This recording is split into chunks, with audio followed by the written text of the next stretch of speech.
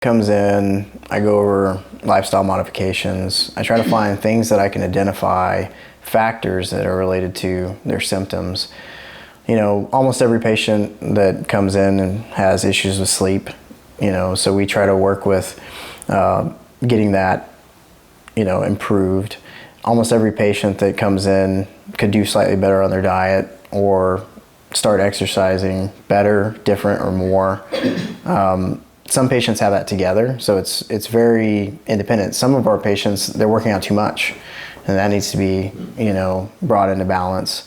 Some patients are too hyper-focused on their diet, and they need to let go a little, you know.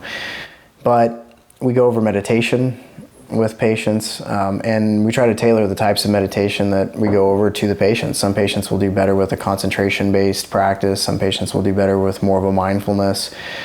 Based on their symptoms and, you know, and what they're going through, I can kind of figure out what types of meditation practices will be beneficial. Some people will need a more movement-based meditation, something like yoga, you know, and it needs to be completely different. But we go through all kinds of things. So I look for recent antibiotic use. We look to correct biome. We go over any possibility of deficiencies. We run labs on patients, and if those labs come back abnormal, then we correct them, or we make suggestions of how they could correct them through diet.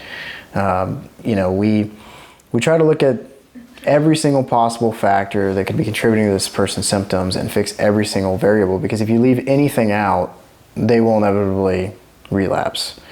And I like to think that the physiology always kind of wins.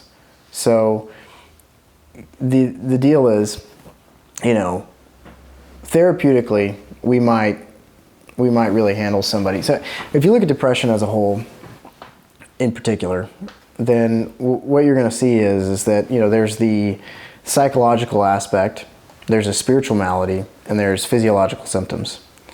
So, you know, the physiological symptoms a lot of times will inevitably cause someone's psychology to go awry. Someone's psychology will impact their ability to handle their physiology. So, in other words, these things are a cycle. So, if you work out on a given day, you may have less anxiety later that day. That less anxiety might help you to sleep better. That good night's sleep might help you have less anxiety the next day. So, the interplay between psychology and physiology is you know, very extreme.